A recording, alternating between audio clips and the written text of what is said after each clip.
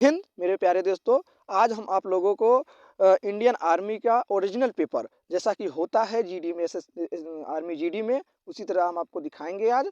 जैसा कि आप लोग जानते होंगे कि पहले अब इंडियन आर्मी में अब पहले पेपर होगा, पहले फिजिकल नहीं होगा, इसलिए हमको ज़्यादा इंपॉर्टेंस किस पर देना होगा, पेपर पे। इसलिए आइए हम 50 क्वेश्चन का ये आज प्रैक्टिस सेट लगाते हैं, जिसमें हम पहले जनरल नॉलेज का क्वेश्चन करेंगे। जनरल नॉलेज का क्वेश्चन कुछ इस तरह होगा, निम्नलिखित में से किसने भारत का तोता कहा जाता था? भारत का तोता किसे कहा जाता था? अमीर खुसरो को। दूसरा क्वेश्चन है, सिंधु घाटी सभ्यता का प्रमुख बंदरगाह कौन सा था? सिंधु घाटी सभ्यता का प्रमुख बंदरगाह लोथल। लोथल जो कि कहाँ पे है? जो कि गुजरात में स्थित है। कहाँ पे स्थित है? गुजरात में स्थित है। तीसरा क्वेश्चन आइए देखते हैं हम, भारत की सबसे चौड़ी नदी कौन सी है? भारत की सबसे चौड़ी नदी ब्रह्मपुत्रा नदी। ब्रह्मपुत्रा नदी जो कि तिब्बत से निकलती है। ये भारत की प्रथम महिला आईपीएस कौन है? भारत की प्रथम महिला आईपीएस किरण बेदी हैं। भारत की प्रथम महिला आईपीएस किरण बेदी। भारत की प्रथम महिला मुख्यमंत्री सुचेता कृपलानी। भारत की प्रथम महिला राज्यपाल सरोजनी नायडू। अरुणाचल प्रदेश के वर्तमान मुख्यमंत्री कौन है? पांचवा क्वेश्चन है, अरुणाचल प्रदेश की वर्तमान मुख्यमंत्री कौन है? पेमा खांडू। छठवां क्वेश्चन है इसका, निम्न में से कौन कांग्रेस की प्रथम महिला अध्यक्ष थी? कांग्रेस की प्रथम महिला अध्यक्ष एनी बेसेंट थी। कांग्रेस की स्थापना 1885 में हुआ था। कुल कितने देशांतर रेखाएं हैं? भारत में कुल कितने देशांतर रेखाएं हैं? 360 देशांतर रेखाएं हैं। भारत रत्न पुरस्कार किस वर्ष प्रारंभ हुआ था? भारत रत्न पुरस्कार किस वर्ष प्रारंभ हुआ था? 1994 में। इसका आंसर ए सही होगा। 2 अक्टूबर, नवा क्वेश्चन है, 2 अक्टूबर महात्मा गांधी का जन्म दिवस अंतर्राष्ट्रीय स्तर पर मनाया जाता है। अंतर्राष्ट्रीय स्तर पर क्या मनाया जाता है? अहिंसा दिवस के रूप में मनाया जाता है। इसका आंसर जो होगा पहला होगा। निम्न में से 10वां क्वेश्चन है, निम्नलिखित में से किसे महात्मा गांधी के राजनीतिक गुरु कहते थे? महात्मा गांधी के राजनीतिक गुरु किसे कहते थे? गोपाल कृष्ण गोखले को। 11वां क्वेश्चन है इसका, थार रेगिस्तान किस देश में स्थित है? थार जो कि राजस्थान में स्थित है, वो कहाँ पे है? भारत में स्थित है। भारत के भाषा के आधार पर गठित भारत का पहला राज्य का नाम क्या है? आंध्र प्रदेश। भाषा के आधार पर गठित भारत का पहला राज्य Andhra Pradesh. Vasco D gamma कहाँ का निवासी था? वास्को डी गामा वो पुर्तगाली था। भारत आने वाला पहला पुर्तगाली था और भारत में आने वाले सबसे पहले पुर्तगाली ही थे। 14वां क्वेश्चन है इसका, महावीर का जन्म कहाँ हुआ था? महावीर का जन्म कुंडल ग्राम में हुआ था। शाहजहां का मकबरा कहाँ स्थित है? शाहजहां का मकबरा जो कि आगरा में स्थित है। यहाँ पे 15 क्वेश्चन हमारे पूरे होते हुए जो कि जीके के थे। अब हम 15 क्वेश्चन जनरल साइंस के करेंगे। जनरल साइंस के क्वेश्चन क्या है? मनुष्य में ऐच्छिक गतियों का नियंत्रण किसके द्वारा होता है? सेरिब्रम के कारण। सेरिब्रम के कारण ऐच्छिक नियंत्रण होता है। मनुष्य की सबसे मनुष्य की सबसे छोटी अस्थि कौन सी है? कौन सी है? स्टेपिस, जो कि कान में पाई जाती है। एक स्वस्थ मनुष्य का रक्तचाप कितना होता है? एक स्वस्थ मनुष्य का रक्तचाप 120/80 होता है।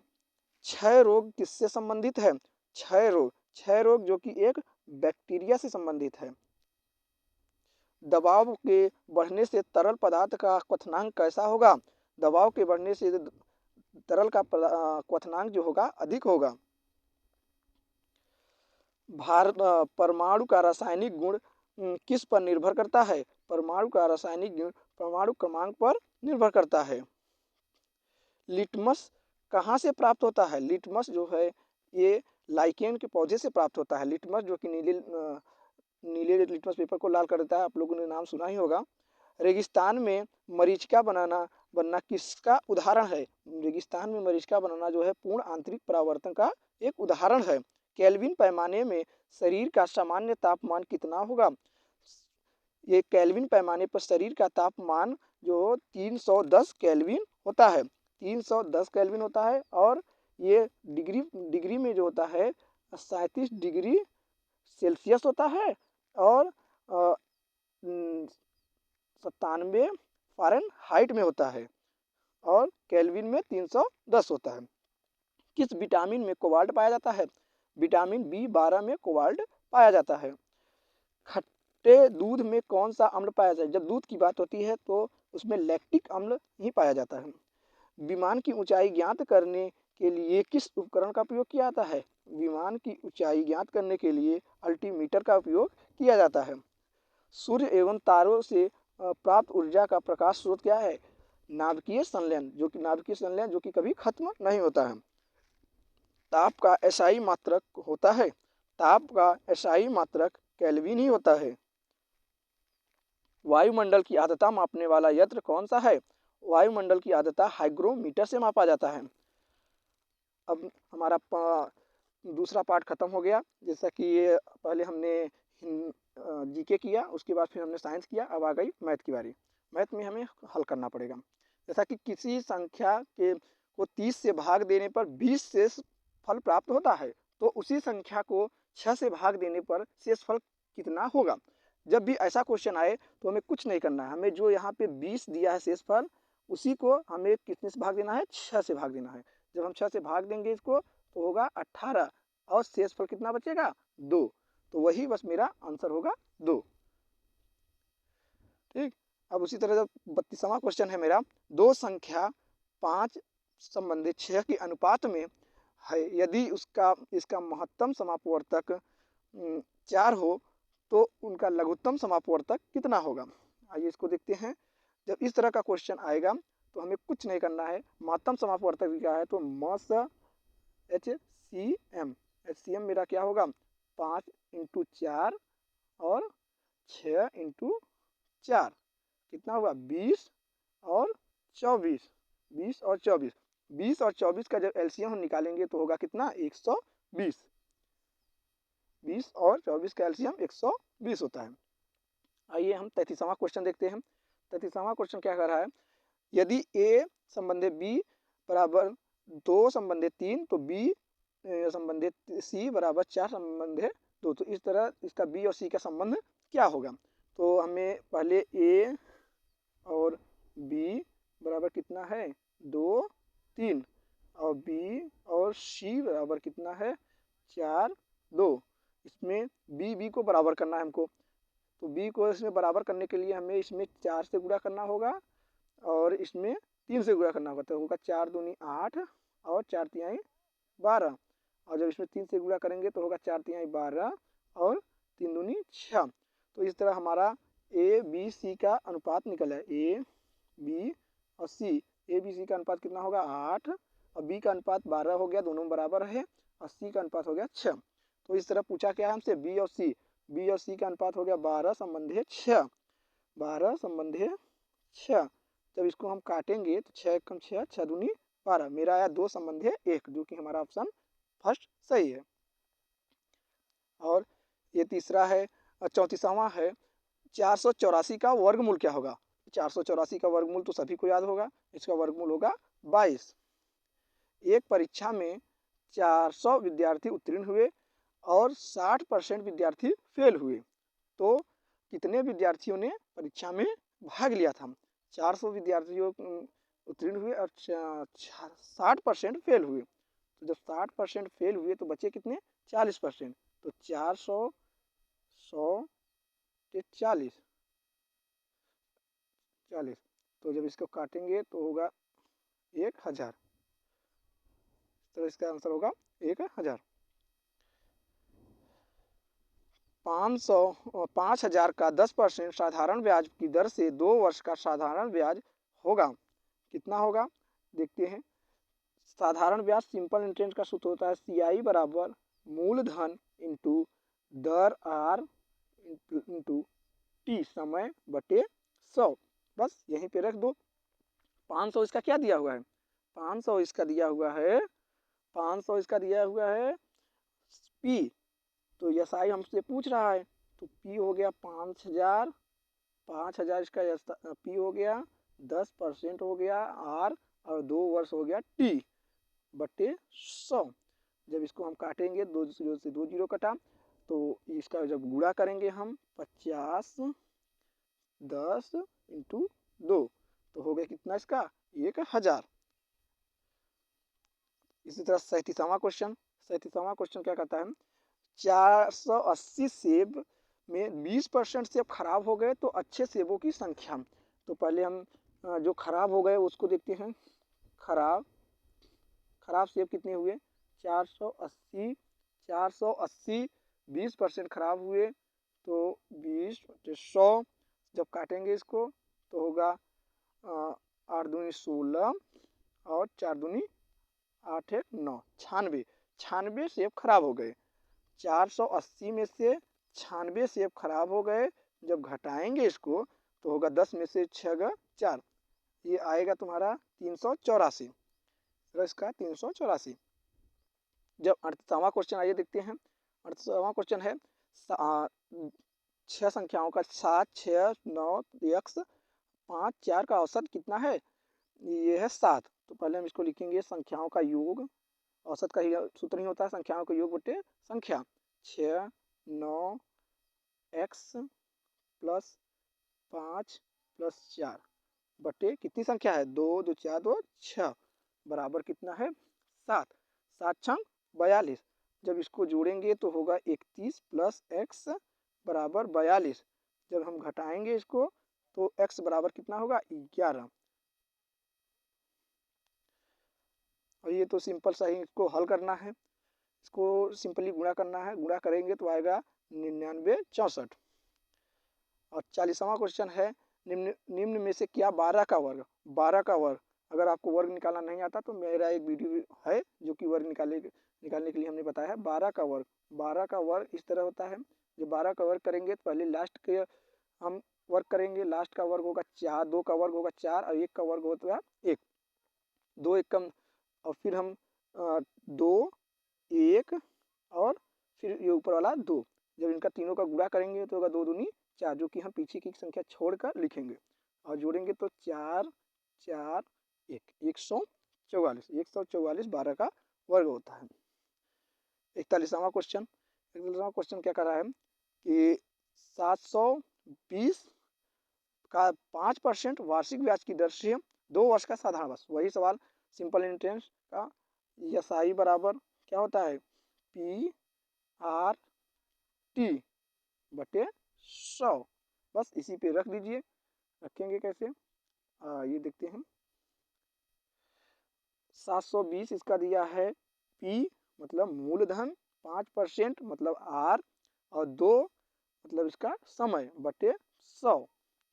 तो जब इसको हम काटेंगे 5 दूनी 10 2 बचा कितना? 72। 72 ही इसका आंसर होगा। 42वां क्वेश्चन क्या कर रहा है? 42 क्वेश्चन कह रहा है कि किसी वस्तु की 180 में खरीद कर 240 में बेचने पर लाभ कितना परसेंट होगा? तो परसेंटेज लाभ, प्रॉफिट परसेंटेज इक्वल टू होता है एस पी मतलब विक्रय मूल्य माइनस क्रय मूल्य बटे सी पी 100। ये होता है इसका फार्मूला। तो बस इसी फार्मूले पे इसको रखते हैं। कितना विक्रय मूल्य कितना दिया हुआ है? विक्रय मूल्य दिया हुआ है 240। 240 इसका विक्रय मूल्य। प्रॉफिट परसेंटेज 240 माइनस 180 बटे इसका सीपी कितना है? 180 गुणित 100। इसको जब हल करेंगे घटाएंगे तो आएगा 240 और 60। 60 बटे 180 गुणित 100। जब इसको हम काटेंगे 6 6 3 18, ये बनेगा 100 बटे 3। 100 बटे 3 को हम लिख सकते हैं 33.33%। 43 क्वेश्चन करता है। 43 क्वेश्चन क्या कर रहा है? 24 लड़कों व उनके शिक्षकों की औसत आयु 15 वर्ष है। यदि शिक्षक की आयु हटा दिया जाए तो औसत आयु 1 वर्ष कम हो जाता है। शिक्षक की आयु होगी तो 24 लड़के और उनके शिक्षक की 25, कुल मिला के टोटल कितने हुए? 24 लड़के और एक शिक्षक, कितने हो गए? 25। 25 की औसत आयु जो है 25 संख्याओं का औसत आयु 15 है और एक शिक्षक को हटा दिया गया है तो 24 लड़के बटे 24 शिक्षक की औसत आयु 1 वर्ष कम हो गई। 14 में से और 15 में से गया 14, कम कितना हुआ? 1। इसमें कितना हुआ? 1। बस कुछ नहीं, ये मेरा शॉर्ट ट्रिक है जो कि मैं इसको यूज करता हूँ। 25 प्लस 14, 25 के कम 25 और 14 कम 14। जो दोनों को जोड़ेंगे तो होगा 39। अगर आपको ये ट्रिक नहीं समझ में आती तो हम आपको सिंपल तरीका बताते हैं।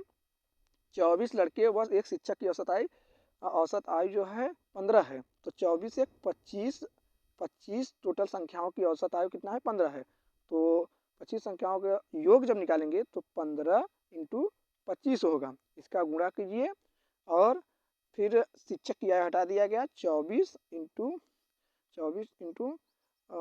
एक औसत में से एक वर्ष कम हो गया मतलब 14, इसका गुणा करके दोनों का गुणा करके जब घटाएंगे तो आएगा कितना 39। एक संख्या का 25% 75 है और वो उसी संख्या का 45% होगा। माना वो संख्या x है, x का 25% कितना है 75 है, 75 है नहीं सॉरी,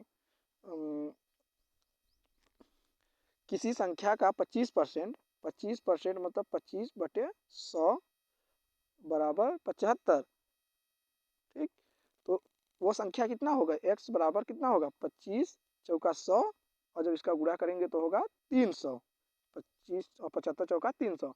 अब पूछ रहा है 300 का जब हम 45% करेंगे, 300 का जब हम 45% करेंगे, 300 का जब हम 45% करेंगे तो कितना होगा, बस काट दीजिए 45 या 135 होगा, इसका आंसर 135 होगा।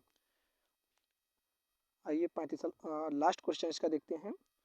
और 45 का एक रेलगाड़ी 36 किलोमीटर प्रति घंटा की चाल से खड़े व्यक्ति को 8 सेकेंड में पार करता है तो रेलगाड़ी की लंबाई कितनी होगी। तो इसका आप लोग तो जानते होंगे, चाल बराबर दूरी बटे समय, चाल बराबर दूरी बटे समय। तो हमें सबसे बड़ी बात इसमें ध्यान देने वाली क्या है कि ये चाल जो है स्पीड इसकी 36 किलोमीटर प्रति घंटे में है और सेकेंड में इसका समय है और मीटर में इसकी दूरी है, तो हमको इसको भी क्या मीटर प्रति सेकेंड में कन्वर्ट करना पड़ेगा। तो इस तरह हम इसको जब हम किसी संख्या को मीटर प्रति सेकेंड में बदलते हैं तो क्या करते हैं, 5/18 से गुणा करते हैं। जब 5/18 से गुणा करते हैं तो होगा मीटर प्रति सेकेंड में आ जाता है, 18 दूना 36। इस तरह इसका स्पीड आया 10 मीटर प्रति सेकेंड। अब मेरा हो गया 10 मीटर प्रति सेकेंड, क्या हो गया स्पीड मतलब चाल, चाल कितना हो गया 10 मीटर प्रति सेकेंड और टाइम क्या हो गया इसका, टाइम हो गया इसका 8 सेकेंड, दोनों सेकेंड में आ गया। तो अब हम फार्मूला लगा सकते हैं चाल बराबर दूरी बटे समय का। तो चाल बराबर दूरी बटे समय का फार्मूला लगाएंगे, 10 हो गया इसका चाल, दूरी हमसे पूछ रही है और समय इसका दिया है 8, डी बराबर कितना होगा दूरी, ये लंबाई मतलब उसकी दूरी ही है, लंबाई मतलब उसकी दूरी ही है क्योंकि वो अपनी लंबाई के अनुसार ही ना दूरी तय करेगा हम। तो इसका जब गुणा करेंगे तो होगा 80। इस तरह इसका आंसर होगा चौथा 80। ये मेरा 3 सेक्शन खत्म हुआ। अब इसका 5 रीजनिंग का क्वेश्चन है और इसको भी हम लोग देख लेते हैं। किसी कक्षा में रोशन का स्थान ऊपर से 11वां और नीचे से 31 है, तो कक्षा में कुल विद्यार्थियों की संख्या क्या है। तो इसका सिंपल एक फार्मूला होता है कि कोई ऊपर से हो टोटल मतलब पूरा जितना पूछा, जैसे कक्षा की कुल लंबाई, कुल विद्यार्थियों की संख्या टी, ऊपर से जितना हो ऊपर से प्लस नीचे से दोनों कोष्टक मिले और माइनस 1 कर दो, ये इसका फार्मूला है। तो उसी पे हम इसको रखते हैं, देखते हैं टोटल मतलब पूरे कक्षा की लंबाई 11 प्लस 31 माइनस 1, इसे जोड़ेंगे तो होगा 42 माइनस 1, जब 42 में से 1 घटाएंगे तो कितना होगा 41। अरुण ने कहा यह लड़की मेरी माँ के पोते की पत्नी है, तो अरुण की पत्नी का उस लड़के के साथ क्या रिश्ता है। माना ये जैसे अरुण हो गया,